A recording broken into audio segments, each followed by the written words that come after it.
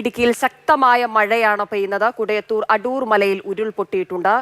കുടയത്തൂർ രവിയുടെ വീട് പൂർണ്ണമായി തകർന്നു. രവിയും മകനും രക്ഷപ്പെട്ടു. ഭാര്യ സുമതിയെ കാണാനില്ല. വാഗമൺ കോലാഹലമേട്ടിലും വീടിന് മുകളിലേക്ക് മണ്ണിടിഞ്ഞു വീണു. കൊക്കയാറിൽ 6 വീടുകളിൽ വെള്ളം കയറി. പ്രദേശത്ത് നിന്ന് ആളുകളെ മാറ്റിപ്പാർപ്പിച്ചുകൊണ്ടിരിക്കുകയാണ്. പുല്ലക്കയാർ കര കവിഞ്ഞൊഴുകുന്നുണ്ട്. കൊക്കയാർ ചപ്പാത്ത് വെള്ളത്തിൽ മുങ്ങി. തൊടുപുഴ തെക്കും ഭാഗത്ത് 15ഓളം വീടുകളിൽ വെള്ളം കയറി.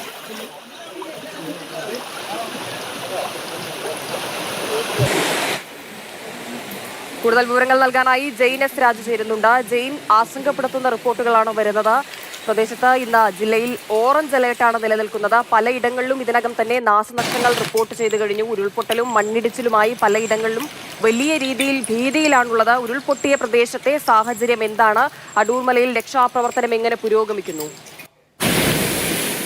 ഹിമ, അടൂർമലയിൽ ഫയർഫോഴ്സും NDRFന്റെ സംഘവും എത്തിയിട്ടുണ്ട്. പക്ഷെ മണ്ണ് നീക്കം ചെയ്യുന്നതിനോട്ടുള്ള JCB അടക്കമുള്ള സംവിധാനങ്ങളാണ് ഇനി അങ്ങോട്ടേക്ക് എത്താനുള്ളത്.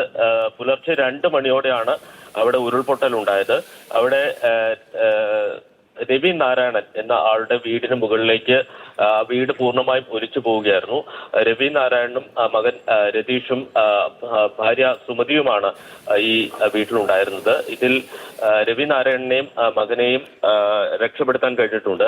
ഇദ്ദേഹത്തിന്റെ മകൻ രതീഷ് പൂർണ്ണമായും മണ്ണിൽ അകപ്പെട്ടു പോയിരുന്നു. അത് മണ്ണിൽ അകത്തു നിന്നാണ് ഇദ്ദേഹത്തെ പുറത്തേക്ക് എടുത്തത്. ഇദ്ദേഹത്തെ ഇപ്പോൾ തൊടുപുഴയിലെ സ്വകാര്യ ആശുപത്രിയിൽ പ്രവേശിപ്പിച്ചിട്ടുണ്ട്. ഇതിൽ ഈ രവി നാരായണന്റെ ഭാര്യ സുമതിയാണ് ഇപ്പോൾ കാണാതായിരിക്കുന്നത്.